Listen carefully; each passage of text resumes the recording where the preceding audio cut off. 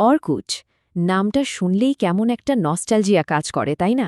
অনেকের কাছেই হয়তো এটা পুরনো দিনের স্মৃতি, বন্ধুদের সাথে কাটানো মজার সব মুহূর্ত। আবার অনেকের কাছে হয়তো এটা একেবারেই একটা অজানা নাম। কিন্তু জানেন কি, এক সময়কার সোশ্যাল মিডিয়ার আনডিসপিউটেড রাজা ছিল এই অর্কুট, ফেসবুকেরও আগে।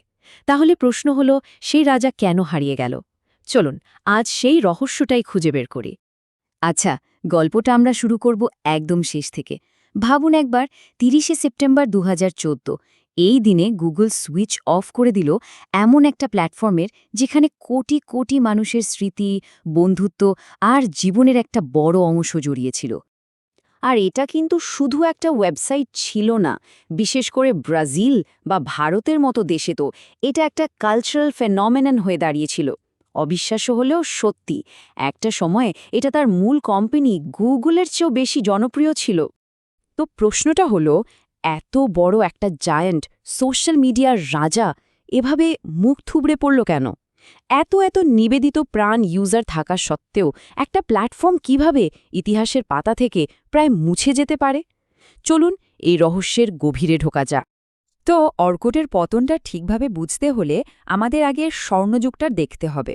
চলুন ফেরা যাক সেই সময়ে, যখন অর্কুটই ছিল সবকিছু। অর্কুট লঞ্চ হয়েছিল ফেসবুকের ঠিক ১ মাস আগে ২০০৪ সালের জানুয়ারিতে।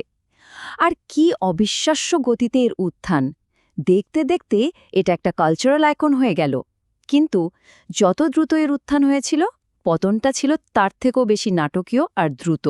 আমাদের অনেকের জন্যই কিন্তু অনলাইন কমিউনিটির সাথে প্রথম পরিচয় এই অর্কুটের মাধ্যমে। তখন তো আজকের মতো নিউজ ফিড ছিল না। আসল মজাটা ছিল বন্ধুর প্রোফাইলে গিয়ে একটা স্ক্র্যাপ বা মেসেজ ছেড়ে আসা, আর বিভিন্ন ইন্টারেস্টিং কমিউনিটিতে জয়েন করে ঘন্টার পর ঘন্টা আড্ডা দেওয়া।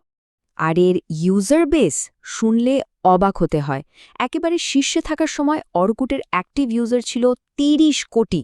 মানে এটা মোটেও কোনো ছোটখাটো ব্যাপার ছিল না, এটা ছিল এক সত্যিকারের জায়ান্ট। কিন্তু অর্কুট যখন তার সাফল্যের চূড়ায়, ঠিক তখনই পর্দার আড়ালে অন্য একজন প্রতিযোগী ধীরে ধীরে শক্তি বাড়াচ্ছিল। আর এই নতুন খেলোয়াড়ই পুরো খেলার নিয়মটা বদলে দিতে চলেছিল। এই দুটো প্ল্যাটফর্মের মধ্যে মূল পার্থক্যটা ছিল তাদের অ্যাপ্রোচে। দেখুন, অর্কুটের ডিজাইনটা ছিল একটু পুরনো ধাঁচের, আর কিছু দেখতে হলে আপনাকে প্রোফাইলে যেতে হতো। অন্যদিকে ফেসবুক নিয়ে এলো একটা রেভলিউশনারি আইডিয়া, নিউজ ফিড, মানে সব আপডেট নিজে থেকেই আপনার কাছে চলে আসবে, এফর্টলেস। শুধু ডিজাইন নয়, টেকনোলজির দিক থেকেও হিউজ একটা পার্থক্য ছিল। অর্কুট যে টেকনোলজি ব্যবহার করত সেটা ছিল বেশ জটিল, নতুন কিছু বানানো কঠিন ছিল। আর ফেসবুক, তারা ব্যবহার করল পিএইচপি, একটা অনেক সহজ ল্যাঙ্গুয়েজ, যার ফলে হাজার হাজার ডেভেলপার মজাদার সব অ্যাপ বানানো শুরু করে দিল। প্ল্যাটফর্মটা যেন জীবন্ত হয়ে উঠল। কিন্তু শুধু টেকনোলজি বা ফিচারের জন্য অর্কুট হেরে যায়নি। আসল কারণগুলো ছিল আরও গভীর, কিছু বড় বড় কৌশলগত ভুল যা এর ভিত্তিকেই নাড়িয়ে দিয়েছিল। আর এখানেই মূল সমস্যাটা পরিষ্কার হয়ে যায়। গুগল কোনোদিন অর্কুটকে তাদের মূল প্রোডাক্ট হিসেবে দেখেইনি। এটা ছিল তাদের কাছে একটা সাইড প্রজেক্টের মতো। এর ফলে কি হলো? রিসোর্স কম, মনোযোগ কম, স্প্যাম, হেট, গ্রুপ, এসব মারাত্মক সমস্যা যখন বাড়তে লাগলো, গুগল সেগুলো ঠিক করার বদলে অর্কুটকে বাঁচানোর চেষ্টা না করে উল্টে তার প্রতিযোগী হিসেবে গুগল প্লাস লঞ্চ করে দিল। এই কথাটা একদম সত্যি।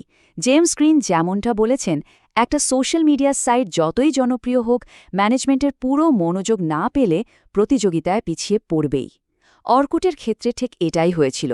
অবহেলাই ছিল এর পতনের মূল কারণ। তো গল্পটা এখানেই শেষ মনে হচ্ছে, তাই না? গুগল ভুল করেছে, অর্কুট শেষ হয়ে গেছে, সিম্পল।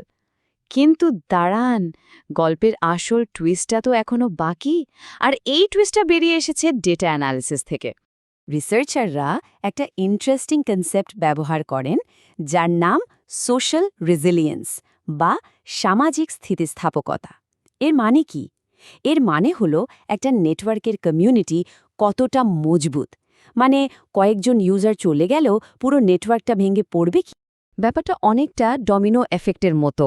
ধরুন, কিছু লোক চলে গেল, তখন তাদের বন্ধুদের কাছে নেটওয়ার্কটার গুরুত্ব কমে যায়, তাই তারাও চলে যায়, আর এভাবেই একজন থেকে আরেকজন পুরো নেটওয়ার্কটা হুড়মুড়িয়ে ভেঙে পড়তে পারে। তো সেই অ্যানালিসিস থেকে কি জানা গেল? এটাই গল্পের সবচেয়ে বড় সারপ্রাইজ। রিসার্চ বলছে অর্কুটের নেটওয়ার্ক ফেসবুকের থেকেও বেশি শক্তিশালী আর মজবুত ছিল। তার মানে অর্কুটের কমিউনিটি কিন্তু দুর্বল ছিল না, একদমই না। এই তথ্যটা পুরো ছবিটাকেই বদলে দেয়, তাই না? এর মানে দাঁড়ায় অর্কুট তার নিজের দুর্বলতার জন্য শেষ হয়নি। অর্কুট শেষ হয়েছে কারণ এত শক্তিশালী একটা কমিউনিটিকে তার নিজের কোম্পানি অবহেলা করেছে। তাহলে শেষ শিক্ষাটা কি?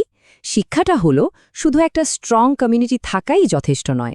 ডিজিটাল দুনিয়ায় টিকে থাকতে হলে দরকার অবিরাম ইনোভেশন, সঠিক কৌশল আর ম্যানেজমেন্টের ১০০% মনোযোগ। এখানে থেমে যাওয়ার কোনো সুযোগই নেই। অর্কুটের এই গল্পটা আমাদের একটা বড় প্রশ্নের সামনে দাঁড় করিয়ে দেয়। আজকের দিনে যে সোশ্যাল মিডিয়া জায়ান্টরা আমাদের জীবনকে নিয়ন্ত্রণ করছে, তারাও কি অর্কুটের মতো একই ভুলগুলো করছে? তারাও কি একদিন এভাবেই হারিয়ে যেতে পারে? ভাবনার বিষয়, তাই না?